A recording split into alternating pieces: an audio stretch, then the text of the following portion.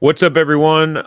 Happy Monday. If you're watching this live, welcome to the Franchise Empire newsletter, where we break down specific franchise opportunities that we think are interesting. My name is Tarek Johnson. I am the CEO and founder of Franchise Empire, and I'm here with Mark Magerman, who is our head of brokerage here at Franchise Empire and a very successful franchisee himself. How's it going, Mark? Going good, Tarek. How are you?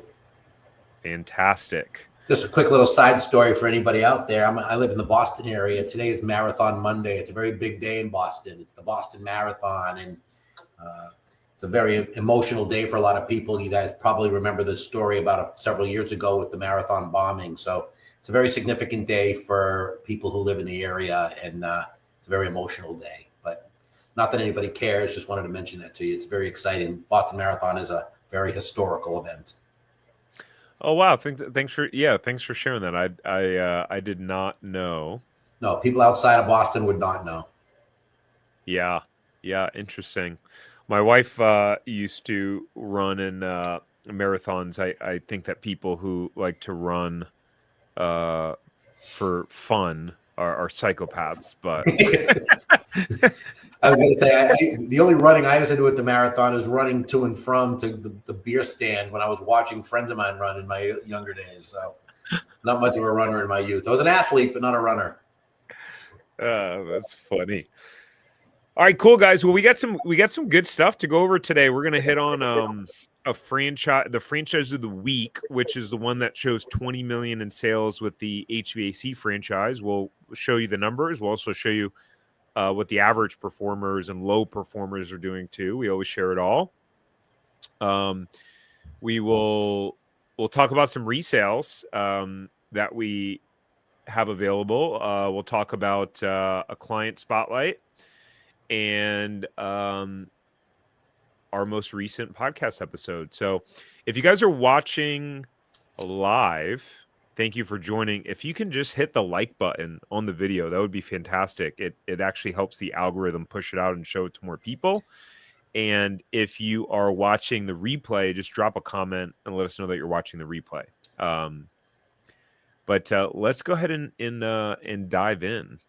And I did, by the way, drop the link to this page where you can actually, on our website, where if you didn't get the email because you're not on our email list to get the newsletters every Sunday morning, well, you can go look at that, look at everything that we're going to cover here on the website.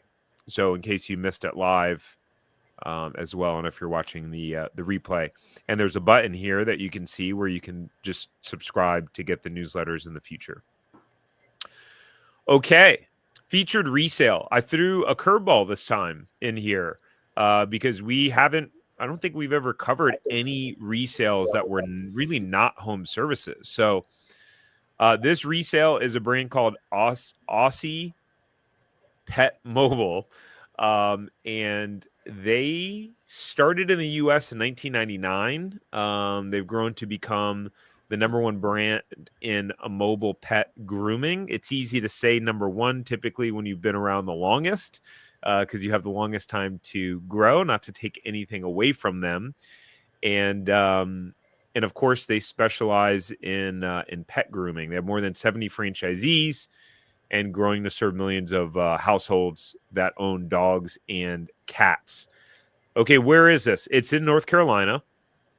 The specific city, county, etc., are available upon request. Again, due to confidentiality, and some of these owners as well as franchisors saying, "Hey, we don't want people reaching out to them directly, and or knowing that a specific location is for sale." We do need to keep it as generic as possible, unless you're like a serious interested party or candidate. And you'll be able to go and let us know that by going to franchiseempire.com/resales and submitting your information. And then we can share it with you and not the whole world on this live stream. So the asking price is $400,000. The owner got a job promotion with a lot of long hours and frequent travel. And so that changes things. And this started in October 2023. It does include 3 different territories. There are 2 Mercedes-Benz Sprinter vans that are built out to do the grooming included in the sale. This specific resale is not eligible for SBA financing. So you would need to come to the table with your own source of financing. A lot of times people will do that either with a home equity line of credit, ROBS, which is rollover for business startups. So it's just a way to use your retirement funds without getting penalized with taxes. And so those are the sort of ways that you might fund that. The last 12 months of revenue is $230,000. And again, the location is available upon request. Let's see. Our take on this is it's a great opportunity for a full-time owner to come in and hit the ground running. I think if your plan is to try to be part-time or like, hey, yeah, I'll keep my job, do it, probably just not the best move with something that's already running like this. You want to come in and go all in, and you have momentum on your side. The owners stated that they have a book schedule of 2 to 4 weeks out with clients. I think there would be an opportunity to negotiate the price here, or at least I would. I think it's a little bit inflated, partly because it comes with it includes these assets. A lot of times what owners will do in resales is they'll list the sale price, but then it'll say like specific assets are not included, which are often the vehicles, because these things are typically very expensive to get built out. I mean, I don't know, 60 to 100,000 a pop, I would imagine. Just the Sprinter van alone is expensive, and then you have to build it out and fit it to do grooming inside of it. Those are probably worth a good $100,000 each, maybe even more. This brand, Aussie Pet Mobile, is owned by Home Franchise Concepts, who also owns Budget Blinds, Advanta Clean, Kitchen Tune-Up, and more. So you will have strong backing and support with this franchisor. HFC is a very respected and sizable brand in the space. Last but not least, before I get Mark's 2 cents on this, is that our team, we have a list of over 40 plus resales with various home franchise concept brands. By the way, that's just HFC brands, spanning the U.S. and Canada. So if you said, hey, yeah, I'm not in North Carolina, but I'd love to know if there's anything available wherever I am, then you can go to franchiseempire.com/resale, schedule a call with us. We'll be able to share, hey, yeah, we got stuff available there, or, no, we don't. And if we don't, we can, add you to like a follow-up list or something like that. Mark, what's your take on this resale? I really love the brand. As you know, Tar, we have lots of candidates who are looking at Aussies. Couple comments to make. When at the top of the page, Tarek said there was 70 plus franchisees. I think it was 70 franchisees. What Aussie does that I love is they sell their territories in 3 packs. They mandate franchisees buy 3 territories. So that's misleading, right? Because it's 70 owners, but they own 210 territories. So it's a lot more of a mature brand than it would just indicate if it's only 70. Just wanted to throw that in there.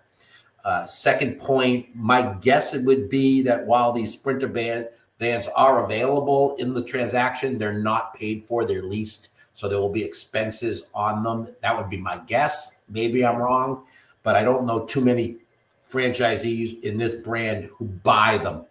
They lease to own. So that's maybe they're available, but it may not be an amazing win for you because you still may owe some money on those products.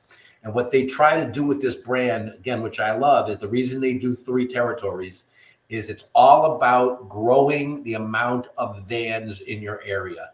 Their goal is to get franchisees up to 8 to 10 vans in a 2 to 3 year period. That's how you scale this business. You add a van, you've doubled your business from 1 to 2. You go from 2 to 4 vans, you've quadrupled your business. So it's a great, great model. And what I say about this is people are lunatics about spending money on their pets, being crazy. I mean, I'm a dog owner, but I'm not a lunatic dog owner. I treat my dog very, very well, but my dog's a dog. A lot of people treat their dogs as human beings. And that's what Aussie Pet Mobile is banking on, is that people aren't going to just take their dog and wait in line at Pet Depot and get, the hour and a half wait with all the stress. This van pulls right up to the house. Mr. or Mrs. Pet owner come outside, sit with their coffee. It's a great, great concept. It's very successful. And Tarek's right. You don't see too many resales available. I'd always want to know, why is this resale available? Why didn't it get bought out by another franchise owner? But it is a really great brand with the numbers seem here to make sense. This candidate's got 2 vans. They've been running the business since 2023, which kind of sounds like they were doing the right things about growing that business, but got sidetracked. So I would say this is one of the more exciting resales we've looked at in a little bit of time. Oh, nice. I'm glad. Nice. That's awesome that you feel that way. I'm glad that we included this one. And here's what's interesting is the more and more that I spend time learning about different resales and us now having had a good amount of clients over the last few years that have bought resales, particularly ones that are not performing great, is that it often happens from an owner who is distracted or has other commitments. Like they did keep their job or they have another business and they were just kind of biting off, more than they can chew. And they turn out to be great opportunities a lot of the times. And this is part of why we encourage most of our clients to go all in and to go full time in the business right away. Not to say that you can't, but you will have 2 full-time commitments, even if you don't. There's no such thing as being a part-time business owner, especially in the beginning. So, I think you put yourself in the best position possible, go all in the beginning, and I don't know, you're just going to put yourself in the best position. So that's my 2 cents. No, it's valuable. And again, I say this all the time, and I say this to candidates. You're buying an existing business. It's a lot different than buying a startup territory, right? If you are interested in resales, a business like this, you really should come to the table with prior management experience, because this day one, you're managing an existing business with people, with things, with obligations. It's a management job. When you're starting it from scratch, you don't need that management experience because you'll learn that as you go. So it will just end up being a very frustrating experience for you. And I get these calls all the time. Hi, I'm looking at finding a business. My wife and I both work. The only way I would be able to buy a business is if I buy an existing business with revenue so I can make the switch and rely on that income. I've never managed a person before. I've never run a business before, but this is what I want to do. It's just not a connection. So you got to know who you are and what your strengths and skills are if you're looking at getting into resales in general. Spot on. Okay. I don't tell us about Andy, Mark. Yeah, so there's a typo honestly there. Andy's wife's name is Dacia, Dacia, but no big deal. Andy and I met Andy and Dacia. This was an amazing story because these guys, Andy especially, 30 years in transportation and logistics. He recently stepped away from his role as president after his company was acquired. They asked him to stay on, but he's always been a lifelong closet entrepreneur and wanted to run his own thing. So, for Tarek and I, when we get people like Andy on the phone, we do handstands because this guy is like, just show me the right business. I got my money. I want to go do this. So our challenge was finding a business that both Andy and his wife could both run together. She was more of the out front, I'm the sales type person. He was more the management. It was a perfect team. We did introduce them to several brands in the home service category. They live out in the Austin, Texas. I think they live in Flower Mound, Texas.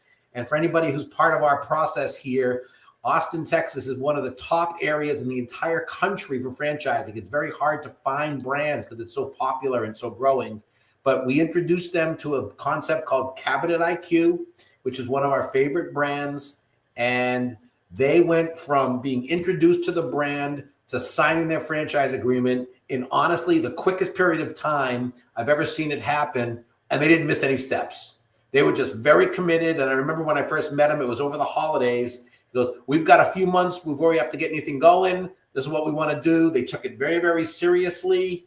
And they're going to just be fantastic franchisees out in the Texas area for this brand. And I just want to make sure I get my invitation to their grand opening because I'd like to attend.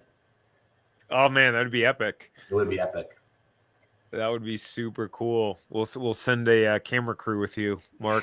That would be great. But the real thing here that I like to point out is he knew what he wanted, right? He'd been in business for 30 years. He'd been thinking about this. He knew what he was looking for. He knew what he wasn't looking for. He was already completely financed because he took the bull by the horn, knew he had to be. One of the more prepared, experienced candidates we've ever worked with.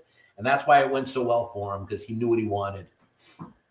I really think highly of these folks. Yeah, well, congratulations to Andy and is it Darcia? Is that how you said it? Yeah, we got it spelled right in the body of the email. It's Darcia. Yeah.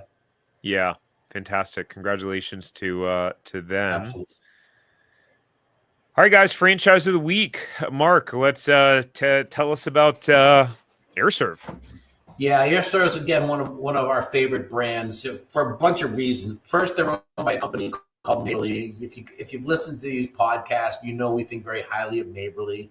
Neighborly, I believe it's the largest owner of franchise service brands in the country. I think there's about 25 of them, maybe even more. AirServe is their only HVAC company. So Neighborly is just an amazingly strong company. We made several placements with Neighborly. We love Neighborly. AirServe is heating and air conditioning. Why do we think that's a great brand? Because you're talking, if you really want to talk a recession-resistant business, you can't look any further than heating, venting, and air conditioning, right? If you're in Texas and the air conditioner breaks, it doesn't matter what the economic situation is, you're fixing it. If your heating or breaks down in the wintertime, you're fixing it. So it becomes a recurring revenue model in addition to an emergency service business. So they got lots of different bites of the apple to get there. And what I also love about it is they not only don't you need prior HVAC experience, the brand doesn't want the owners to have it because the brands know if the owner is on his knees fixing someone's air conditioning, they're not growing the business. So they train you how to grow the business without doing it, called working on, but not in the business, if that makes sense. So just one of our favorite brands. They started in 1992. The parent company was called Dwyer Franchising, and then they became Neighborly. So these guys I think this may be one of the older brands in Neighborly, if I'm not mistaken. They've been around for that long. 0 company-owned locations. 197 franchise units. That's very mature. A $45,000 franchise fee, which is actually lower than a lot of the other service brands. Royalties decreasing as revenue increases. That's a growing trend now, which is, in my opinion, very smart. They're saying, as you really do well, you should pay us less of a percentage as an incentive, which, again, we would agree with. Just to interject, there is that it also is usually a good sign too. What I've noticed is a lot of the very high revenue producing brands are the ones that have these in there. Like if the average sales is like $500,000 or $600,000, it's not going to be in there. But when you start seeing that people are doing millions and millions of dollars a year in revenue, a lot of those brands will have a decreasing royalty. So usually a good sign, in my opinion. Yeah, it's a great sign. And again, the way it works usually is you start the year off, you're paying 7. When you hit the $1 million benchmark, it goes to 6. When you hit the $2 million benchmark, it goes to 5. So it definitely encourages high growth and high revenue producing franchisees. That's exactly correct. The other thing we love about this business is for $271,709 at the high end, you are all in running a very, very popular HVAC business, which, we're not cavalier here at Franchise Empire. We understand $271,000 is a lot of money, but comparatively speaking to other franchises that require brick and mortar or other costs, it's very, very fairly priced, and you run it from home to start, so you don't have a ton of expenses. You really hit the ground running quickly. And 10 years is the standard number of the terms. That's a pretty straightforward franchise agreement. Yeah, Mark, I'm curious, what ballpark, what was the average cost to get one of your Five Guys locations up and running? You mean after we paid the franchise fee and after we did everything else on top of it just to build out the location? Yeah. About $750,000, A. But B, and even more painful, is how long it takes to get up and running. So, we bought our territories. We bought 20 territories. So we had to pay for 20 franchise fees. We had to pay that money out of the gate, Tarek. So it's money gone. And we couldn't even begin to make a return on that investment because it took 5 months to find a place, another 2 months to negotiate a lease, another 3 months to find a contractor, another 6 months to build it. So our money was just sitting there, not generating any income for, 12, 15, 18 months. It's one of the reasons why these service businesses are so popular with franchisees now is you don't have to have A, the cost, or B, the time. And even when we were running our Five Guys business to the best we possibly could, we were in single digits in percent margin, right? So it's a low margin business. These types of businesses, heating and air conditioning, my God, very high margin. My guess would be 3 times the margin at least, and you start to make money 60 or 90 days after you start. So, where's the downside of that? Yeah. Yeah, our first location, just because we decided to sign a lease for a shopping center that wasn't built yet, so it took us 2.5 years to get open. So that was back in 2015. That was literally 10 years ago now. I didn't know about service franchise brands. I didn't really know about anything when it came to franchising. So all right, well, let's look at some numbers. So this is from their 2025 FDD. This is their new FDD. And so you might see us start to duplicate some of the brands that we have maybe done a newsletter on in the past, but with updated numbers, which makes it more fun. So what they show here is that let's go start with the lowest. The lowest performer did $1,773 in sales. I don't mean to laugh, but it almost seems comical. $1,700. I'd have to look at the fine print of who they included in the actual sales figures. My guess is they paid to do their own HVAC work in their own house. I don't know how you're going to do 1,770. I think it's harder to do 1,773 than it is to do 4 million. That's interesting. You're like, we are not open for business, ladies and gentlemen. We are not open for business, exactly. Do not call us for your HVAC needs, please. So let's start with the bottom 10%. The bottom 10%, the average is $70,000 in sales. The highest person in the very bottom, the last 10%. So you're running a race. There's 10 people in the race. You were the last person to finish the race. That is the bottom 10%, just to provide some specifics on that. The highest person there did $151,000. The average of all of the franchise businesses in the group is $1.6 million is the average. The highest is $20 million. So there is a franchisee doing $20 million in sales in this business. If we look up to the top 10%, the average gross sales attained by this group, $6.4 million, which is pretty wild. Even going into the first and second quartile, $4 million for the first quartile, $1.5 million for the second quartile. So that means the top 50%, right? And then when you get to the 50 to 75% performer, their average is $668,000 in sales, with the highest performer there still doing over $1 million, Bottom quartile, 173 is the average, 342 is the highest. Mark, when you look at something like this, like what pops into your head? I'm just curious. How do you think about going through numbers like this? With this particular brand, it would tell me that those highest revenue earners have probably been in the system for several years, right? I think it takes a while to build that. So I look more at the second quartile numbers. I think that's probably where I would go. Because again, the top 10%, what did they say they had?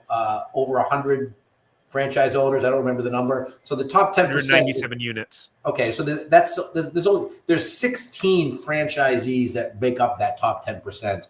My guess is that's going to be the more mature markets. Although it doesn't mean that as a franchisee entering into the system, you shouldn't shoot for that type of goals. I would just make those objective goals, maybe 2 or 3 years down the road, because you're not going to roll out of a business and be at $16 million. But that second quartile number, what that says from the 25th to the 50th percentile, 40, that's a real number. And they're averaging over $1.5 million.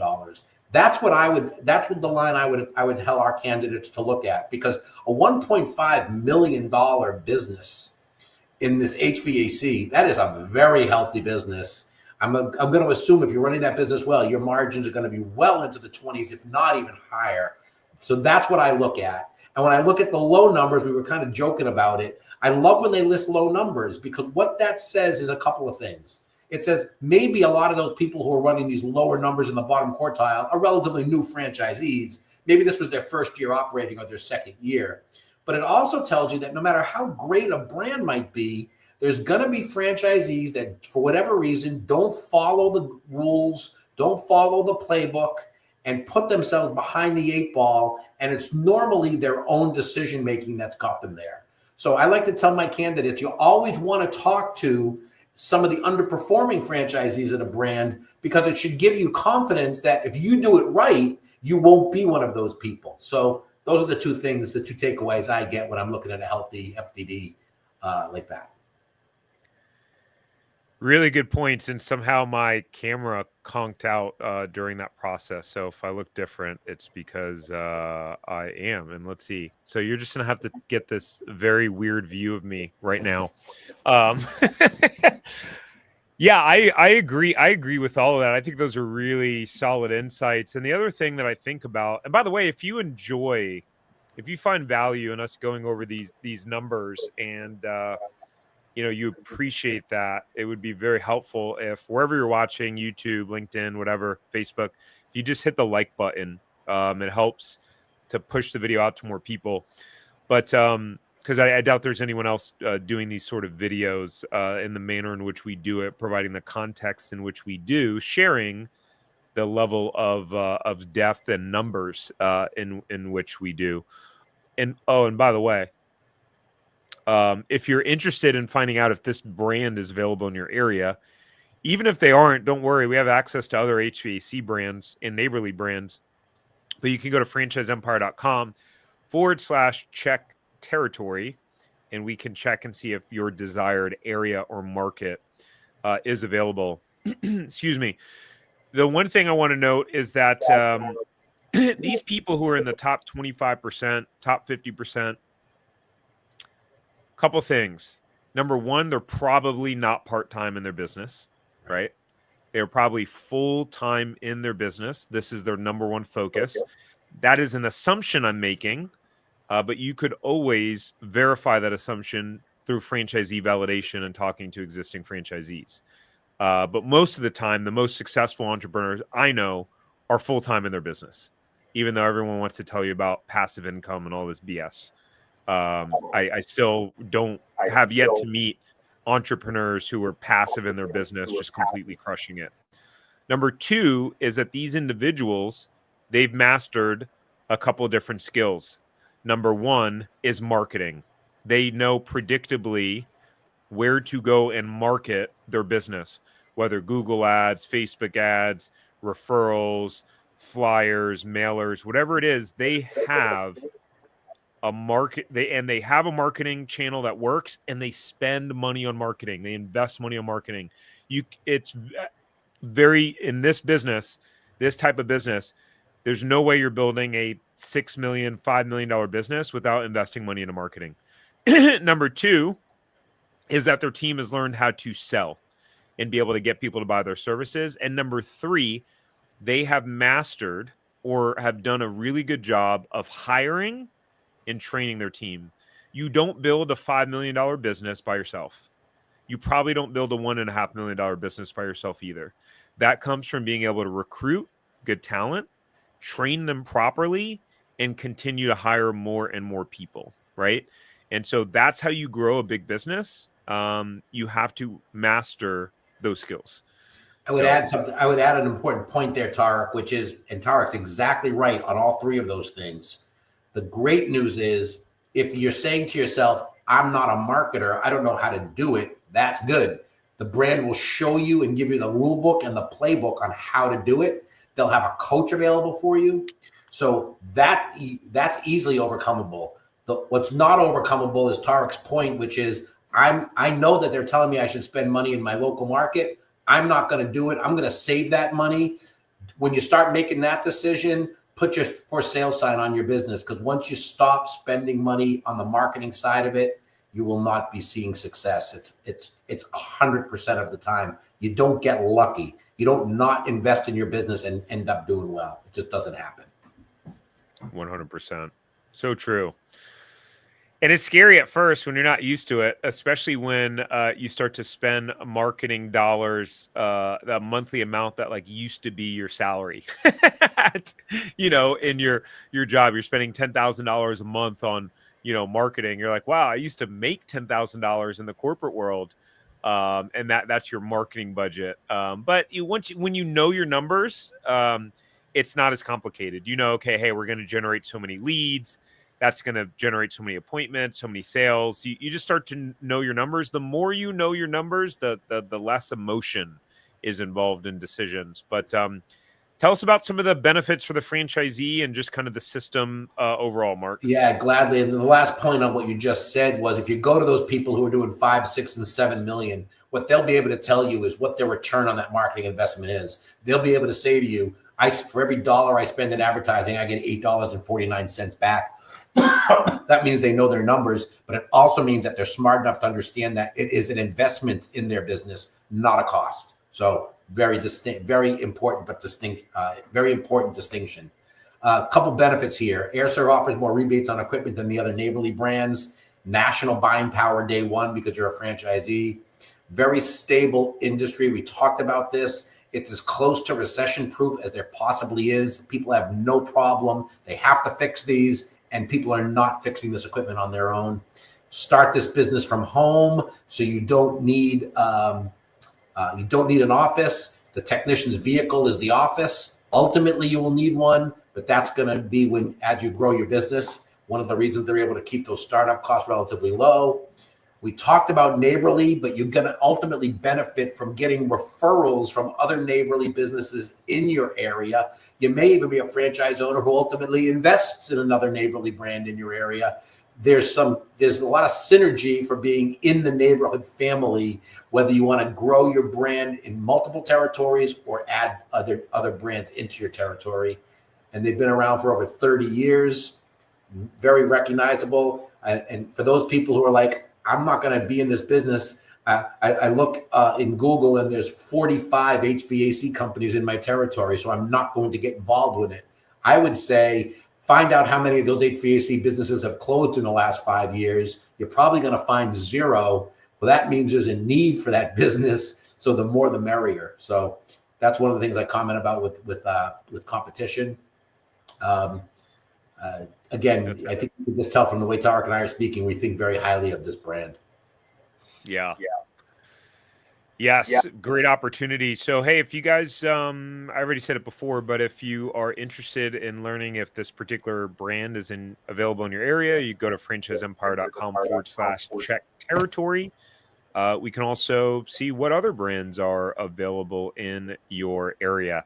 Saves you from having to do all the scouring around the internet, trying to Google top franchises, and just waste a ton of your time. If you're into that thing, into wasting your time and spending hours around Googling and not making progress, then have at it.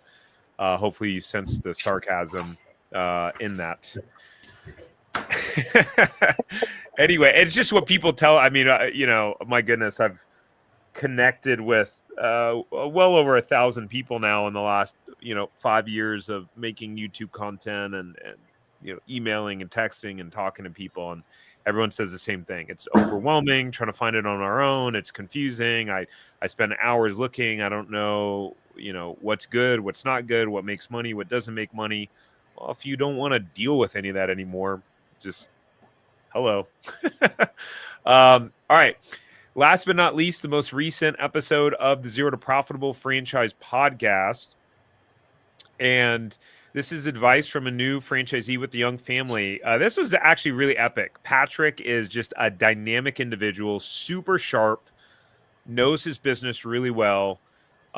He's in the first year growing it. He's a first-time franchisee who walked away from a career in philanthropy. And he bought a franchise called Painter One.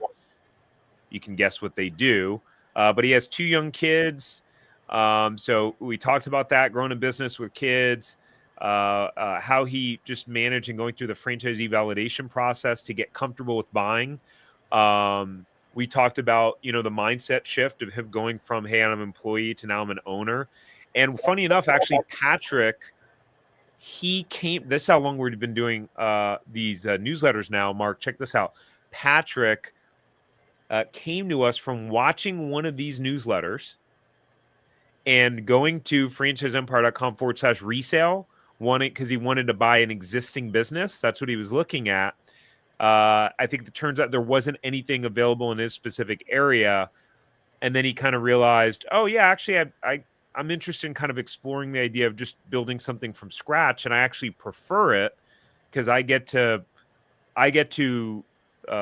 create my own path. I get to choose my own business. I get to start it from the beginning and still kind of have the benefits of buying a business because I have the model, the playbook from the franchisor. And so we talked about that in that episode as well. So pretty interesting. It's a great story, actually, and so many people come to us, Tarek, as you know. They hear about it. I call it the shiny penny, but it's really not that. But they hear about these resales and they think that's the only thing I want. And then we meet them and we talk to them and we find out what they're really looking for. And in many cases, they're not really looking for a resale because they don't have the acumen or the experience to do it. And when they realize there's this whole other path to franchise ownership that starts small and grows, how many of them are just like, yeah, that's what I want to do? And I mean, the list goes on and on. Because again, resales are a lot trickier. You might want a resale, there just might not be one available. So that's a great story. And as you know, we see a lot of those stories here at Franchise Empire on a regular basis. Yeah, 100%. And at the end of the day, like, resales, there's not a ton of inventory out there as well, guys. Right. So if you're going to sit around and wait for that, I don't know, you could be waiting a while and then, you don't do anything. You can watch this episode on YouTube, just clicking that link here. And again, I dropped the link to the actual article here, and it will have the link here. So you will be able to, boom, this is Patrick. This franchise isn't sexy, but it's profitable. Boom. What a great quote. I love that. And so you can watch that there, and you can listen to it on any podcast platform where you listen to podcast. Let's see. We got a question from Mario. Got any garage door install and service franchise companies you like these days? We've got a few, actually. So you should, Mario, hit us up. Go to. I'm gonna drop you. Well, actually, the easiest thing, Mario. Yeah, there's a few, and it really depends on like where you are, because I'd hate to give you the name of something and then they're not available in your market, right? Then it's just a waste of time. But go to this link, franchiseempire.com/check territory. Put in your info. Let us know what area you're in. You'll be able to schedule an appointment and then eventually get to Mark or maybe Chris on our team. And we will be able to check and see specifically which ones are available in your market. Because I know we have a handful. And I know one recently stopped offering franchises because they're full. I'm pretty sure. Am I accurate on that? Did you see something around that too, Mark? Very accurate. And it'd be great to talk to Mario because we'll introduce him to a couple, but then by talking to him, we'll find out, what does he like about garage? And there's a lot of other offshoots that are very similar to those types of businesses that we'd be able to talk to him about. So the real key, I think, is getting an opportunity for us to talk to folks out there who really are committed to finding a franchise for them. Once you bring that to the table, that your interest and you want to follow the system, we'll spend as much time as possible making sure we find the right brand for you and your family. That's what we love doing. Yeah, 100%. Yeah, our pleasure, Mario. Sweet. All right, guys. Thanks for tuning in. We'll be here again next Monday, 3 p.m. Eastern. Remember to hit the like button before you go. We really appreciate it. It's good feedback for us and helps the video get more exposure. And Mark, thanks for tuning in and all of your wisdom. Thanks, Tark. Thanks for inviting me. Yes, sir. Okay, bye. Bye.